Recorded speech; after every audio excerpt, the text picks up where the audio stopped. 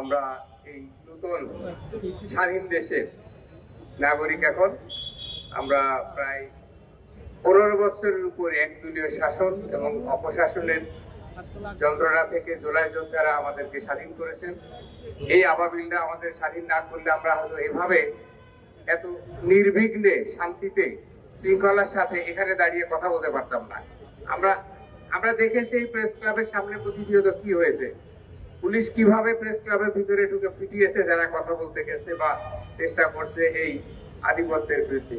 এই আধিপত্য কিছু না, এরা ছিল জাস্ট 14 দল নামে ভারতের দালাল, ইন্ডিয়ার দালাল, জাস্ট ইন্ডিয়ার দালাল হিসেবে তারা এই দেশে জাস্ট রাজত্ব কায়েম করেছিল এবং ভারতীয় দালাল হিসেবেই তারা ছিল। শেষ পর্যন্ত এখান থেকে বিতাড়িত হয়ে তারা গেছে, কিন্তু এখনো আমি দেখতে পাই তারা বিভিন্ন ভাবে মাথা ছাড়া দিয়ে উঠতে চাচ্ছে। বিশেষ করে জাতীয় পার্টি নামে যে একটা আছে দালাল আছে, এই ইন্ডিয়ারও দালাল আবার আওয়ামী লীগেরও দালাল, সবারই দালাল, দালালের দালাল।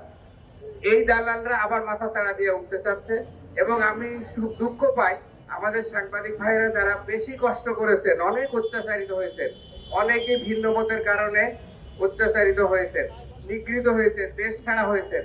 আপনারাই আবার তাদেরকে ফ্লোর দেন উঠে আসার জন্য। বেশ কিছু দালাল কথা বলে, তাদেরকে আপনারা ফোকাস করেন, এদেরকে টোটাল মিডিয়া থেকে বের করে দেন। মিডিয়ায় কখনো আনবেন না, ওরা ভালো কোনো কাজ করতে পারে না, করেও নাই, অতীতে করে নাই, বর্তমানে করে না, আবার ভবিষ্যতেও করবে না।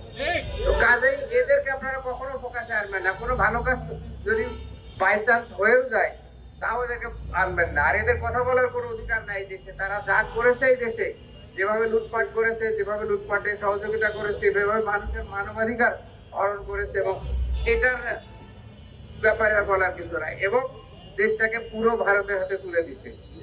যারা এই ভারত যতদিন ইনট্যাক্ট আছে ততদিন এই দেশ কোনোদিন উন্নতি করতে পারবে না। যতদিন আমরা ওদের অধীনস্থ থাকার চেষ্টা করব বা আমাদের ক্ষমতাসীনরা চেষ্টা করবে, ততদিন আমরা কোনোদিন উন্নতি করতে পারবো না। আমরা স্বাধীন দেশ, স্বাধীনভাবে চলবো। আমাদের 17 কোটি মানুষ আপদ না বিপদ না, এরা সম্পদ। আমাদের প্রায় 2 কোটি লোক দেশের বাইরে থাকে, তারা অনেক টাকা রোজগার করে। আমাদের দেশ অনেক সুজলা সুফলা, আমাদের দেশ অনেক, মানে আমাদের কৃষকরা অনেক কষ্ট করে এই 17 কোটি মানুষকে খাওয়াচ্ছে। সেটাই বন্ধ হচ্ছে এবং সেটাই আমাদের দেশে তৈরি হচ্ছে এবং আমরা স্বয়ংসম্পূর্ণতা অর্জন করছি। গরুর মাংস পেঁয়াজ ছাড়া চলতে পারবে না, এটা ছোটবেলা থেকে আমাদের মাথার ভিতরে ঢুকিয়ে দেওয়া হয়েছিল। ওই চলতেছি না আমরা, বরঞ্চ এবছর পেঁয়াজ সবচেয়ে কম দামে খাচ্ছি এবং পেঁয়াজের কোনো অভাব হয়নি, গরুর মাংসের অভাব হচ্ছে না। সব ক্ষেত্রেই আমরা স্বনির্ভরতা অর্জন করছি। এই জন্য আমি বলবো যে আমরা যেন কোনো অবস্থাতে এই 14 দলের এই দালালদেরকে কোনো সুযোগ সুবিধা না দিই, যে সেভাবে তারা যেন আবার লাইমলাইটে আসে এবং এই দেশকে আবার অতীতের সেই কঠিন পরিস্থিতির ভিতরে আমাদেরকে আবার পরাধীনতার সেই শৃঙ্খলে আবদ্ধ করতে পারে।